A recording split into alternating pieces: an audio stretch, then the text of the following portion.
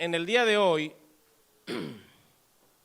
vamos a meditar en un pasaje que se encuentra en el libro de Apocalipsis, Apocalipsis capítulo 3, que dicho sea de paso debemos agradecer y felicitar al profesor Gabriel Alzate que ha estado con nosotros este mes. ¿Cuánto le agradecen por sus instrucciones? Clases los viernes de discipulado. Nos queda todavía una clase más el viernes.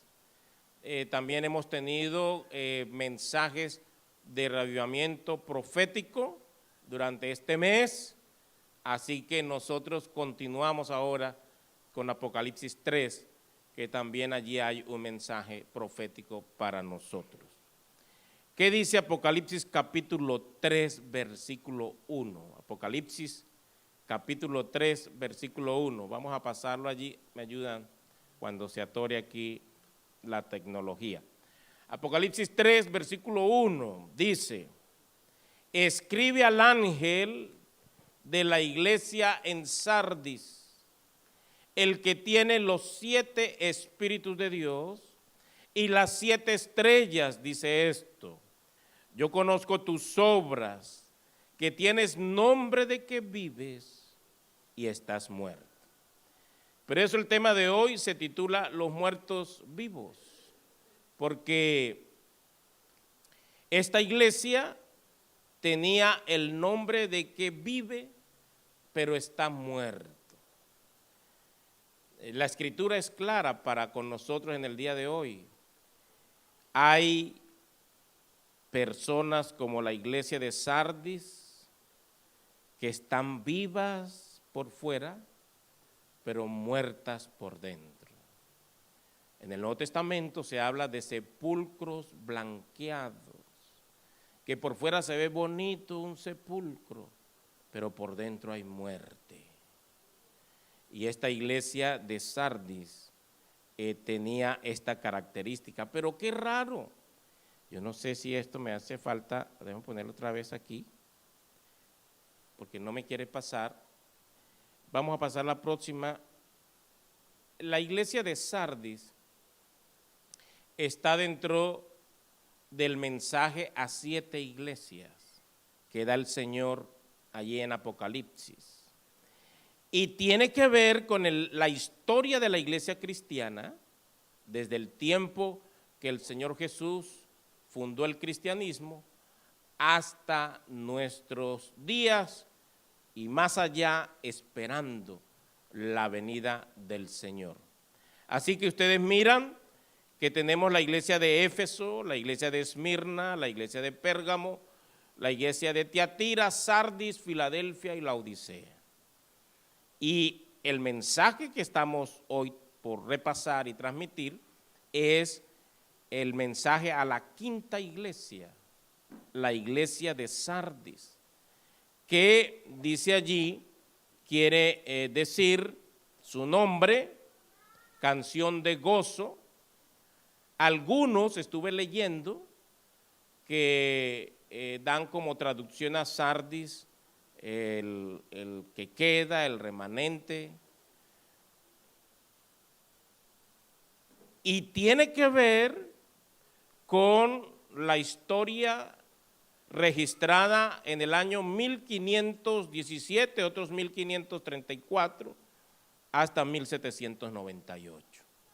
O sea, que es el tiempo conocido por nosotros como la Iglesia de la Reforma. Vamos a pasar a la siguiente, Iglesia de la Reforma. Es conocido por muchos de nosotros lo que pasó en ese tiempo cuando hubo un despertar en lo que estaba haciendo la iglesia popular de aquel entonces. La historia registra que se quería construir lo que se conoce hoy como el templo o la capilla de San Pedro allá en el Vaticano. Pero se necesitaba dinero. Y una de las formas de recolección de aquel entonces era vender la oportunidad de salvación. Y se crearon unas cartas llamadas indulgencias. Y la persona que quería salvarse podía pagar por esa indulgencia. Y si la persona pagaba, se le daba un certificado para que con eso ya podía entrar al reino de los cielos. Y no solamente eso, si usted quería pagarle también una indulgencia, una participación a su esposo o a su esposa para que salvaran, pagaba por su esposa, pagaba por sus hijos, pagaba por su familia. Y todos esos pagos sirvieron para construir lo que está allá, la capilla, allá, o el templo en el Vaticano, en Roma. Y un gran estudioso de la Biblia, ¿quién? Martín Lutero, en Alemania.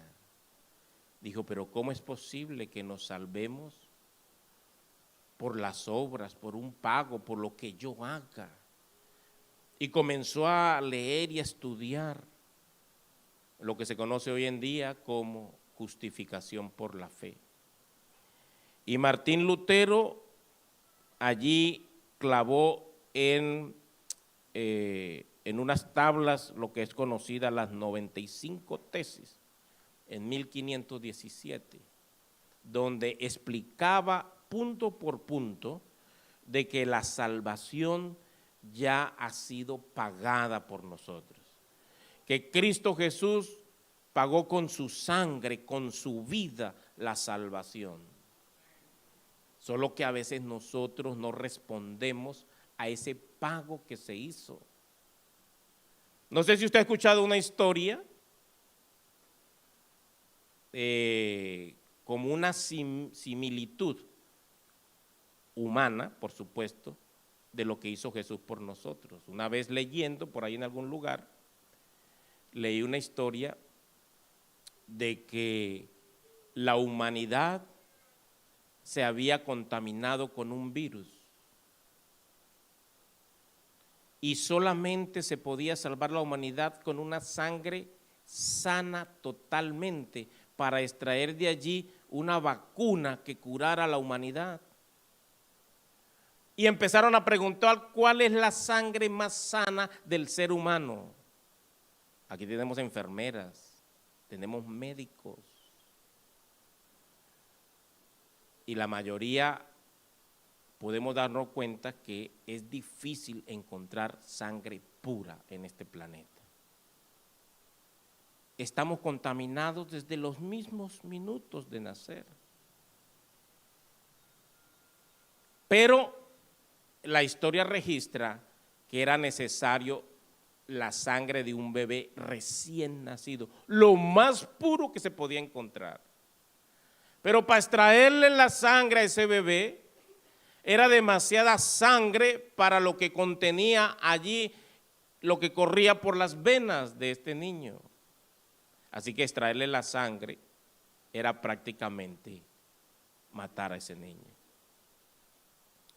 La historia dice que la familia, por asuntos de sacrificar para ayudar a la humanidad, dio a su hijo. Extrayeron la sangre, hicieron la vacuna y la gente feliz comenzó a recuperarse. Pasado un año, la familia pensó en hacer un homenaje de aniversario, porque con la sangre de su hijo se pudo salvar la humanidad. Se extendió la noticia por periódicos, por radio, por televisión, por internet, por WhatsApp. Y llegó el día de la celebración, el día del homenaje. La humanidad se había salvado. La sangre de ese bebé, lo más puro que se encontró, había servido para la vacuna. Y hermanos, dice la historia que casi nadie vino al homenaje. Ya estaban sanos, ya estaban curados, pero no había tiempo para ir al homenaje de un bebé que había entregado su vida para los demás, para que otros se curaran. Bueno, esa historia, aunque imperfecta, nosotros venimos aquí a la iglesia a darle honra, honor y homenaje al que dio su vida por nosotros. Gracias. Pero qué triste que a veces estamos ocupados para venir a alabar a Dios. Estamos ocupados para venir a homenajear su nombre. Y nosotros ya somos cristianos, pero a veces no hay tiempo para Dios. Lo cierto es que la reforma nos ayudó a muchas cosas, beneficios de la reforma. Preeminencia a las escrituras. En aquel entonces era difícil leer la palabra de Dios. Solamente los líderes, los religiosos podían leer la Biblia. Pero después de la reforma, la Biblia llegó al pueblo. La doctrina de la salvación por la fe fue otro de los beneficios. Aprendimos que no nos salvamos por obras, aunque hoy en día todavía quedan residuos de personas que creen que nos salvamos porque hacemos cosas. Nos salvamos porque hacemos sacrificios. Pero la Biblia dice y nos enseña que la salvación es gratis por obra de nuestro Señor Jesucristo.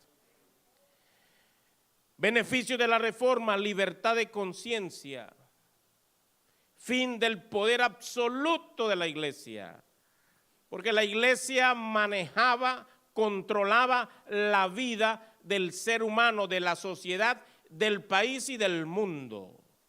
Se hacía lo que la iglesia decía, los reyes consultaban a la iglesia, los emperadores consultaban a la iglesia. Pero después de la reforma hubo la separación de iglesia y Estado. La reforma protestante devolvió la vitalidad a la iglesia. Por eso el tema de hoy es muertos vivos, una iglesia de contraste. ¿Cómo es que una iglesia que está hablando de la reforma, hablando de la importancia de la Biblia, hablando de la salvación, un despertar en el estudio de la palabra de Dios, cómo es posible que una iglesia así se esté muriendo? ¿Será eso posible? Que una iglesia con ese despertar diga, la iglesia de Sardis, el mensaje a la iglesia, que están muertos. Tengo otros beneficios, valor a la vida, igualdad entre todas las personas, énfasis en la abolición de la esclavitud, creó las formas de gobierno que hoy conocemos como democracia. Mira todo lo importante de la reforma. Maduró el concepto de la ayuda social. Hay que ayudar a los que necesitan. Esos fueron los beneficios de la reforma. Y hubo 3 personajes importantes. Hay muchos, pero escribí 3, los más destacados. Martín Lutero, enseñándonos la importancia de la sola escritura, enseñándonos la importancia de salvación por la fe. Debiéramos hacer, tenía un gran amigo, falleció, pastor. Aprendí mucho de él sobre salvación por la fe. ¿Y qué de Morris Benden? Un gran escritor de salvación por la fe. ¿Cómo necesitamos como iglesia entender, comprender de que lo que yo haga no me salva? Es contradictorio, ¿verdad? Porque Dios nos manda a obedecer. Pero es que nosotros obedecemos porque creemos en Dios. Obedecemos porque tenemos fe en Dios. Bueno, no es un tema de salvación por la fe hoy, pero a veces estamos preocupados por lo que hace el uno, por lo que hace el otro. como que si lo que está haciendo o lo que no está haciendo lo va a salvar.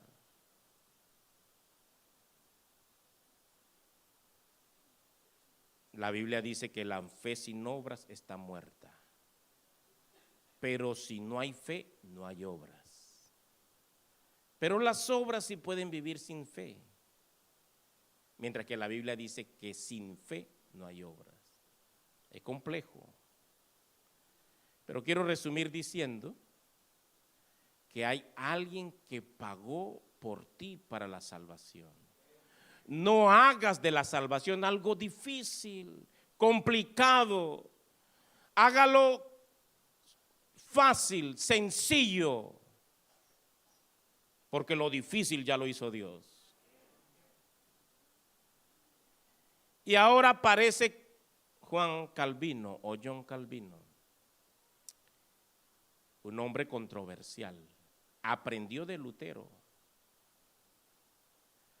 Pero Calvino nos dejó algo importante, que es la soberanía de Dios.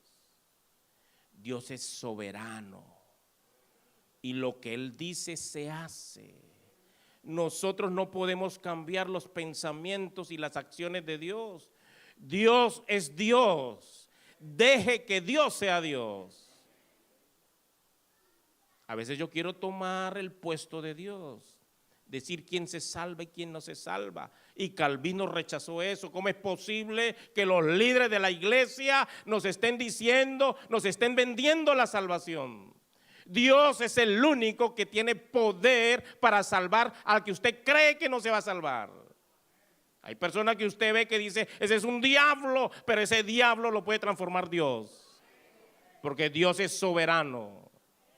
Usted no le dice a Dios lo que tiene que hacer. Dios sabe lo que tiene que hacer. Y eso nos dejó Calvino. Claro, Calvino nos dejó algunas cosas complicadas, como la predestinación. Nosotros, decía Calvino, estamos predestinados a salvarnos o a perdernos. Si usted está predestinado a perderse, por más que haga, usted se va a perder, según Calvino. Y nosotros no estamos de acuerdo con eso. Pero nos dejó la soberanía de Dios. Y otro gran reformador que lo hizo por asuntos personales y privados fue Enrique VIII. Separó completamente la iglesia de su gobierno en Inglaterra, porque la iglesia no quiso divorciarlo. Él se quería divorciar de su esposa. Y la iglesia le dijo, no, nosotros no divorciamos. Bueno, entonces nos separamos. Separó la iglesia y él se hizo jefe de la iglesia. Y él mismo se divorció, porque ya era jefe. Bueno, tomó algunas cosas de Lutero y de Calvino. Ese tiempo es el que se menciona en Apocalipsis capítulo 3. La reforma protestante de la iglesia. Y ahí está la iglesia de Sardis recibiendo este mensaje.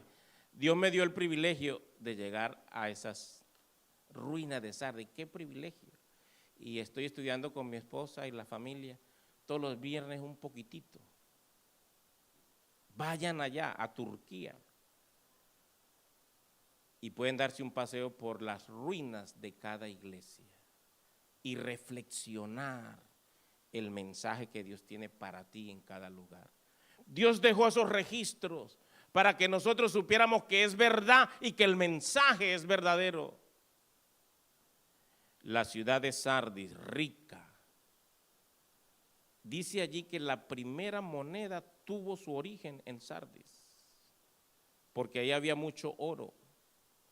Conocida por su facilidad de vida y lujos, tenía una reputación de apatía y de inmoralidad, porque como había mucho dinero, como había muchos recursos, pues eso no importaba hacer nada allí para trabajar, para ganarse la vida. Se volvieron flojos e inmorales. Y también la iglesia de Sardis cayó 2 veces en guerras. La primera de ellas con Ciro. Como quedaba arriba, para llegar allá hay que subir una cierta montaña.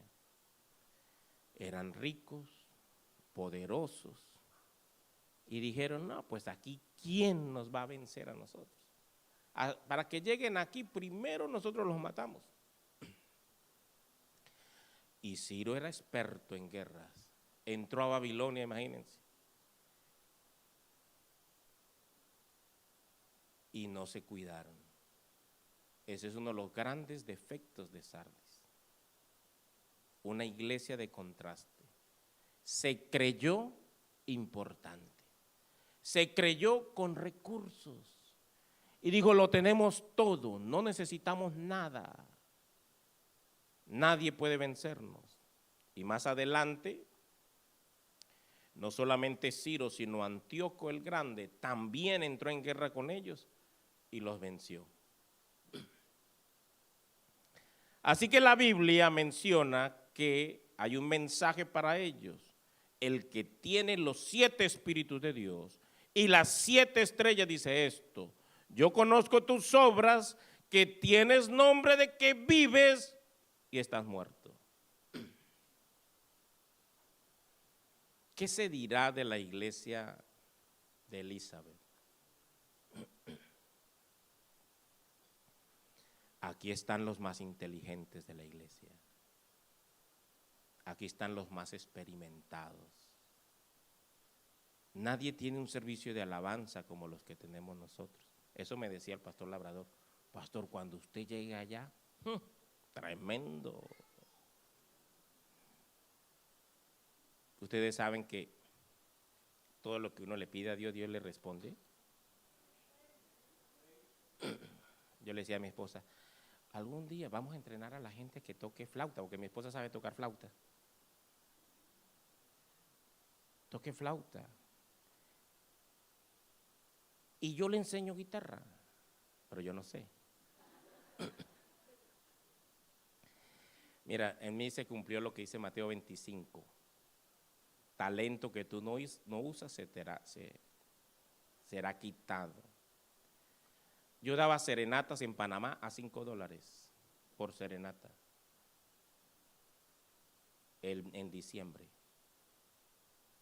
Y la gente caía a los pies de las amadas con las serenatas que yo daba. Claro, tenía amigos cantantes, más cantantes que yo. Y yo me la pasaba tocando guitarra, pero me casé con una musicóloga. Y entonces yo dije, pues me dedico a predicar y mi esposa a cantar.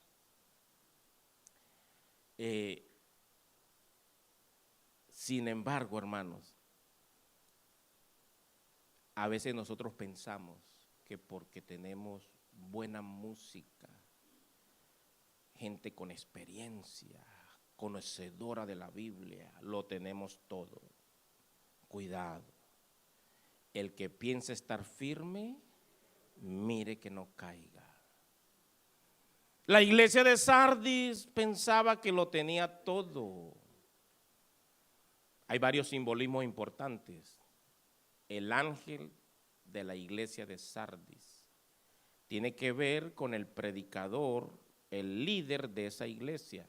De acuerdo a Apocalipsis 1:20, la Biblia se interpreta a sí mismo.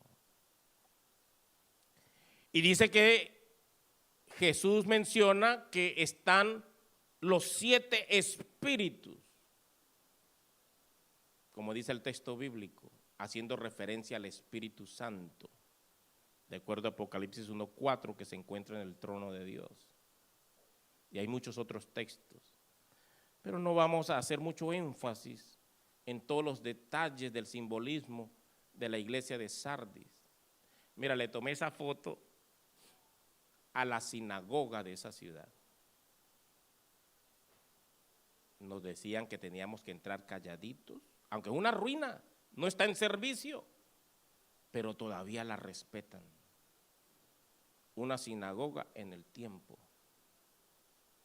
del apóstol Pablo y de los apóstoles. Algunos cristianos de Sardis para ese momento son fieles, pero en su mayoría estaban espiritualmente muertos. ¿Sabe que cuando yo me iba a bautizar en la iglesia, hermana Gladys, hermano Ever, yo llegué a una iglesia, duraba un año ahí asistiendo. De repente, de vez en cuando se paraba un predicador y leía pasajes como estos. Hermanos, nuestra iglesia está muerta. Y yo decía, válgame Dios, ¿dónde me voy a bautizar yo? Sí, yo decía, pero ¿qué es esto? Es una cosa terrible donde yo estoy. Pero lo que pasa es que a veces parecemos estar vivos, pero a usted como que le falta algo por dentro. Como que está en la iglesia y no se siente realizado. ¿Qué será, hermanos? Dice que en la iglesia de Sardis no se le acusa a la iglesia de ningún pecado, sino de un letargo espiritual. Tú miras allí, comparado con las otras iglesias, no se le ve un pecado a esta iglesia. Pero lo que sí se le ve es un letargo espiritual. Y yo me busqué en el diccionario qué es un letargo. What's mean letargo? Dice que es un estado patológico caracterizado por un sueño profundo y prolongado, propio de algunas enfermedades nerviosas, infecciosas y tóxicas. Quiere decir que una persona que tiene una enfermedad nerviosa, una enfermedad infecciosa o una enfermedad tóxica le da un sueño profundo. No se quiere levantar, parece anémico. ¿Será que hay alguien enfermo espiritualmente por ahí? ¿Que le picó un dengue espiritual? ¿Un zancudo de esos espirituales que dan dengue? Pero el letargo también es somnolencia o inactividad. Personas que les da sueño viniendo a la iglesia. ¿Te ha visto eso? Quédese usted dormido en el trabajo, ¿qué le hacen? Hay una historia por ahí de un hombre que soñó que su jefe, ¿ustedes han leído esa historia? Que un jefe soñó, un trabajador soñó que su jefe se iba a morir en un avión. Y ese trabajador era vigilante. Sí escucharon esa historia, ¿verdad? Y entonces, ¿qué pasó? El hombre vino, el jefe, y le dio las gracias. Óyeme, señor, mira, estoy salvo gracias a ti. Qué tremendo sueño, me salvaste la vida. En estos días se cayeron como 5 aviones en el mes de diciembre. Eso es tener fe, montarse en un avión, hermano. Bueno, el hombre lo felicitó. Dijo, gracias, pase por la oficina que está despedido. ¿Sí recuerdan esa historia? ¿Y por qué lo despidió?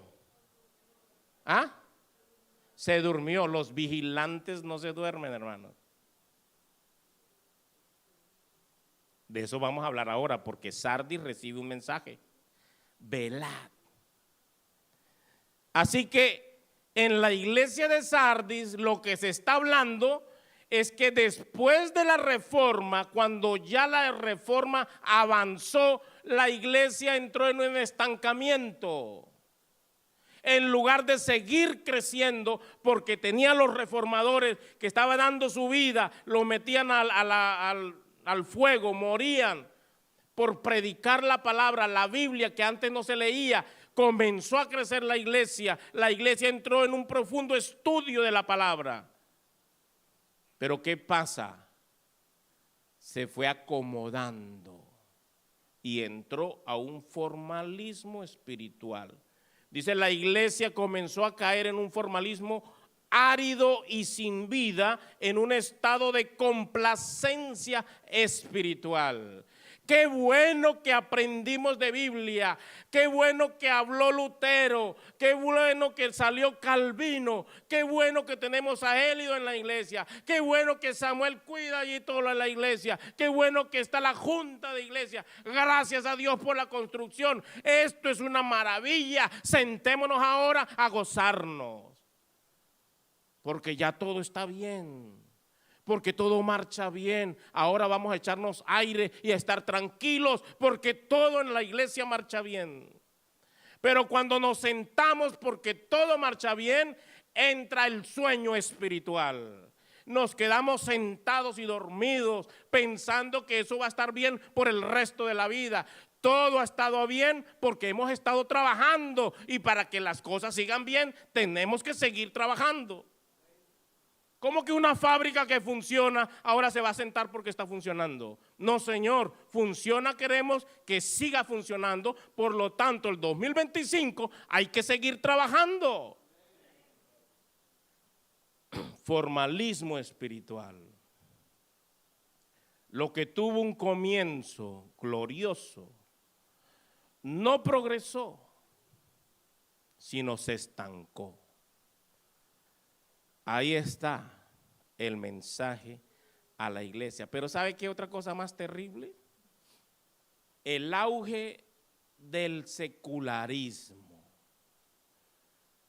¿Por qué? Porque la iglesia se separó del Estado y dijeron: nosotros queremos gobernar solos.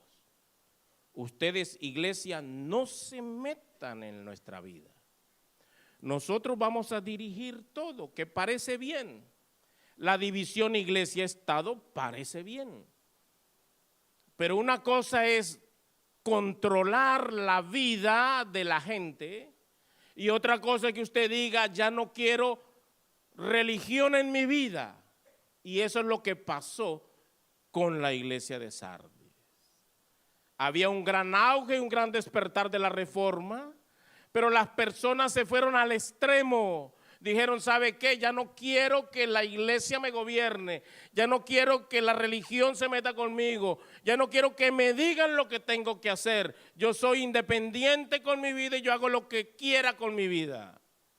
Y no solamente alejaron la religión de la vida, sino que alejaron a Dios de su propia existencia.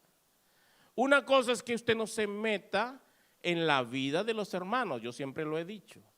A veces cuando yo entro a la iglesia adventista, pareciera que todos quieren controlar mi vida. Que si yo no vengo, ¿por qué no vino? Ya está frío, está muerto el hombre. Que porque si no quiere un cargo, el hombre está mal. No, deje a la gente vivir. Déjenlos ser ellos. Pero una cosa es que yo me meta en la vida de la persona, y otra cosa es que usted aparte a Dios de su vida. Porque las personas dicen: yo no voy a la iglesia. Pero hay un peligro.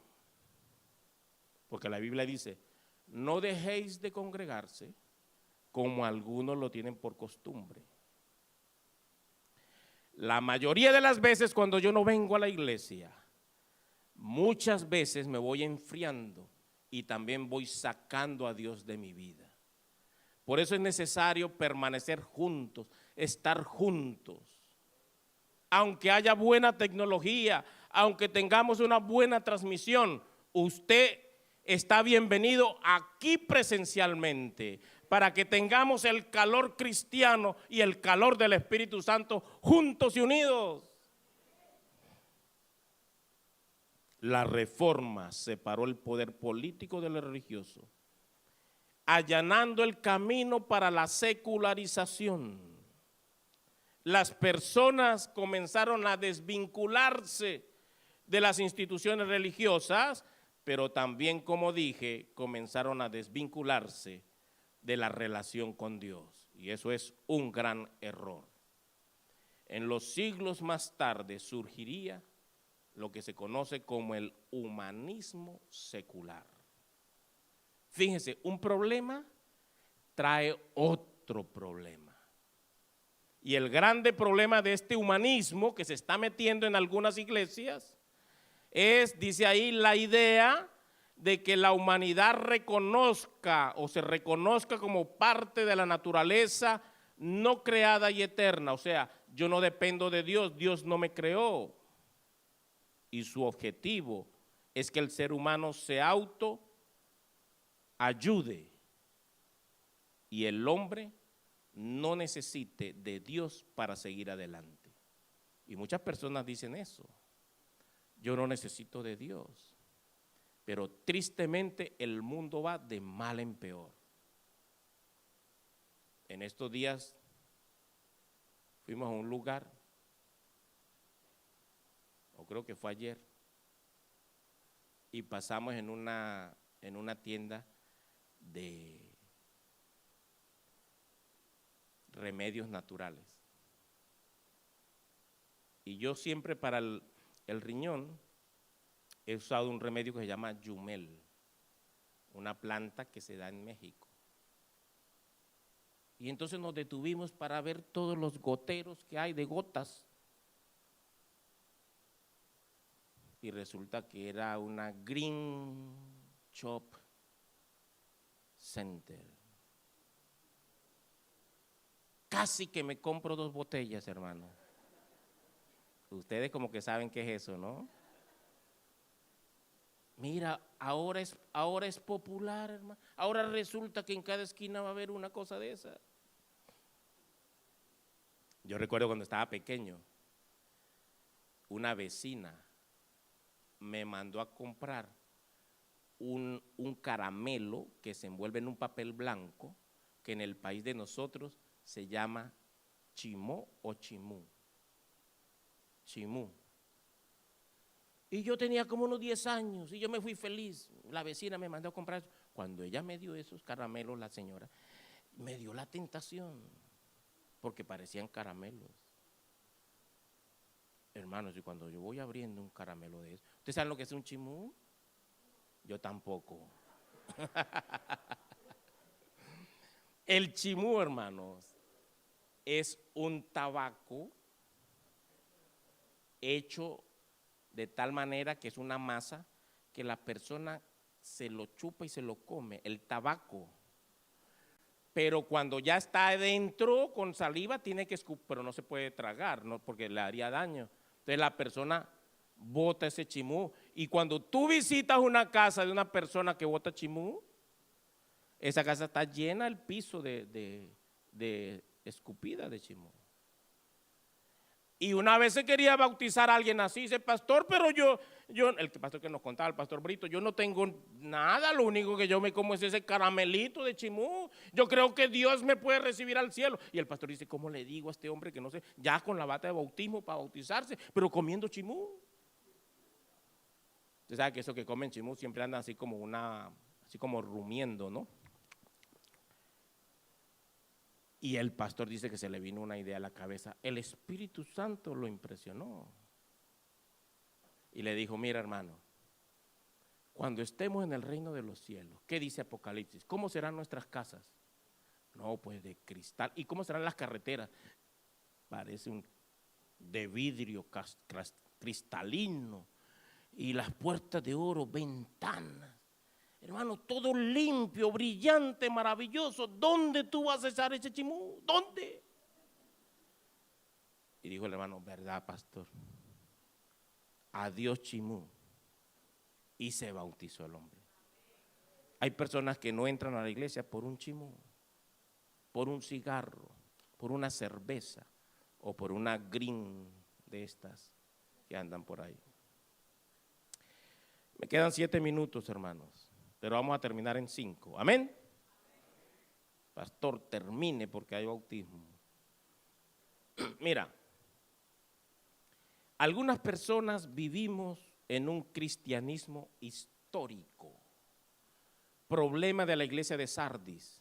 Viviendo del pasado. Nosotros fuimos abundantes en oro, nosotros tuvimos importancia monetaria, nosotros éramos famosos, pero cuando Dios le dio el mensaje al profeta, le estaba diciendo, ustedes eran importantes, Ustedes eran famosos, pero ahora están en decadencia. Abra los ojos, cuidado. No vivas del pasado. Aunque fue bueno o sea malo, no vivas del pasado.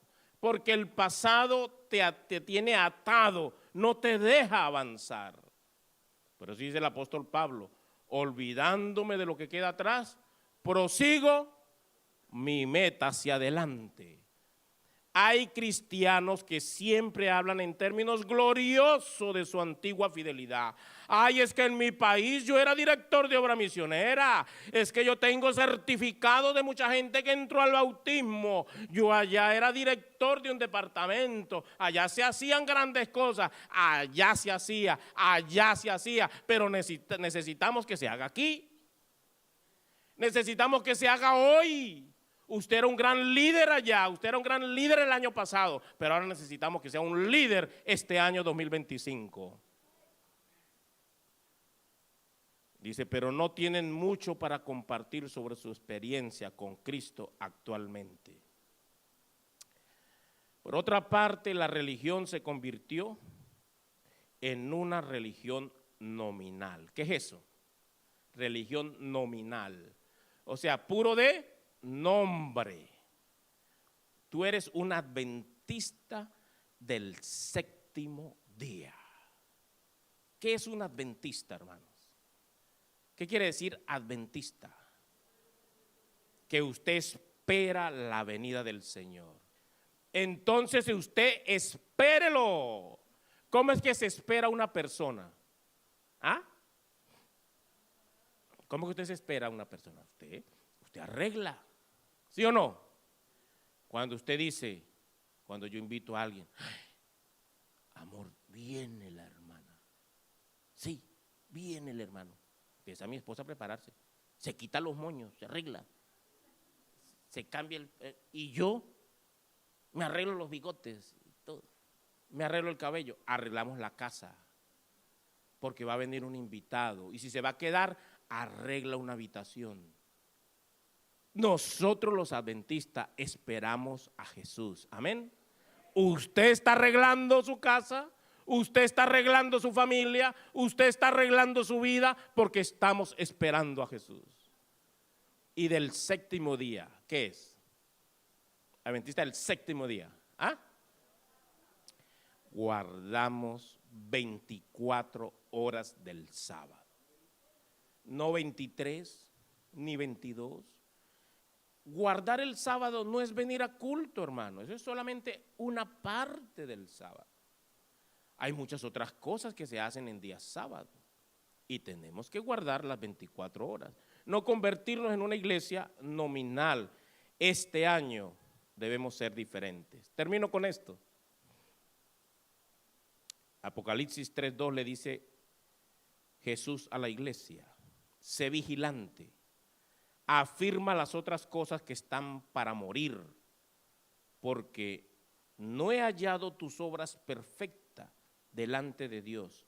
Acuérdate pues de lo que has recibido y oído, y guárdalo, y arrepiéntete, pues si no velas, vendré sobre ti como ladrón, y no sabrás a qué hora vendré sobre ti.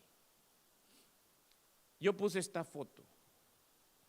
Esta foto es de la entrada de la iglesia, de la escuela donde yo estudié, de Nirgua, allá con el pastor Carlos Torres, con su esposa. Fuimos estudiantes en ese seminario. Pero yo un 31 de diciembre, me estaba acordando estos días, yo pasé vigilando esa entrada. Todos los estudiantes se habían ido, todos los profesores, casi todos se habían ido, o estaban con sus familias. Y yo el 31 de diciembre mirando las estrellas ahí en ese portón, las 12 de la noche. ¿A quién le daba yo feliz año? Yo mismo me daba feliz año ahí, yo solo. No había nadie. Cuando ya eran como las 2 o 3 de la mañana, ahí en un cuartico al lado había una camita. Y yo dije, nadie entra ni nadie sale, yo me voy a dormir. Y me fui a dormir, hermano. el 1 de enero estaba botado. Porque un vigilante no duerme, por más de que sea 31 de diciembre. Yo le di gracias a Dios, porque yo no serví o no sirvo para vigilante. Mira, comenzaba mi guardia a las 6 de la tarde. A veces me tocaba el templo, que estaba por allá atrás a la derecha. Y yo como a las 2, 3 o 4 de la mañana, yo me iba a dormir al templo, hermano. ¿Quién va a aguantar? Porque a las 8 de la mañana tenía clase. ¿Quién va a estar despierto toda la noche y ahora clase? No, yo me iba a dormir. Yo le di gracias a Dios que me despidieron, ¿no? Gracias a Dios. Pero en la vida espiritual no hay que dormirse, hermanos. En la vida espiritual hay que estar vigilante. Porque el diablo anda como león rugiente. Pregunto, hermanos, ¿decides tú en este primer sábado del año a levantarse del sueño espiritual? ¿Decides este año ser vigilante? A lo mejor hay alguien en tu casa, a lo mejor hay alguien en el trabajo, a lo mejor hay alguien en la calle, a lo mejor hay algunos amigos que no son lo mejor para ti. Y en lugar de llevarte a la consagración, te están llevando a la perdición. Si tu trabajo, yo le he dicho a las personas, si tu trabajo es un impedimento para consagrarse a Dios, hermanos, es mejor llegar pobre al reino de los cielos. Si tu pareja te impide llegar al reino de los cielos, es mejor llegar soltero al reino de los cielos. Yo no estoy promoviendo aquí divorcio. Yo trabajo para que las familias no se divorcien. Pero le voy a decir, mucho cuidado. No se deje. Yo tengo muchas historias. Yo le dije a una señora así, mira, ¿cómo es eso que tu esposo, tú te quieres bautizar? No, pero es que mi esposo, ya tengo años, 5, 6 años ahí y no puedo. Tú tienes que ponerte firme, hermana, tú tienes que ponerte firme, porque así te vas a perder. Y tu esposo también. Y es que ese hombre era duro. Y esa hermana era, no lo voy a decir de dónde era, pero era por allá, donde las hermanas son de armas tomadas cuando quieren. Y un día llegó con su bolsa para bautismo. Hermana, ¿qué pasó? No va a bautizar, pastor. Usted dijo la fecha, la hora, aquí estoy, lista. No necesitaba estudio, tenía tiempo. Hasta en el coro había participado ella, en el coro de la iglesia. ¿Qué pasó, hermana? Dice, no, el hombre se me quiso venir encima porque me iba a bautizar. Yo decidí. ¿Y cómo hiciste para defenderse? Agarré un machete. Y le dije, mira, hasta aquí ya no aguanto, le dije. Y aquí no aguanto. El pastor me dijo que si usted quiere vivir conmigo se tiene que casar, si no se me va. Y el hombre cuando vio el machete así moviéndose, hermanos, a la semana nos llamó el esposo. Pastor Valdés, llamó al jefe mío. ¿Usted puede venir para mi casa? Y el pastor dijo, ¿y por qué? Es que mi esposa dice que tengo que casarme. Ajá, ¿y tu esposa quiere fulano? Ah, sí, señor, es verdad. Sí, la señora se bautizó el sábado pasado. Si quiere vivir con ella, cásese. Y fuimos los dos, yo fui y participé en la boda. Pero es que a veces las esposas se dejan. No vayan a decir, el pastor tiene que dijo que agarre un machete. Agarre la Biblia, hermano, mejor. Dele un golpe santo, págate. Biblia santa. No agarren machete, no a la violencia. No a la violencia. Pero hermano, no deje que su familia, sus amigos, su trabajo, el juego, el deporte, el fútbol, nadie te separe del amor de Cristo. Este 2025 es Pentecostés.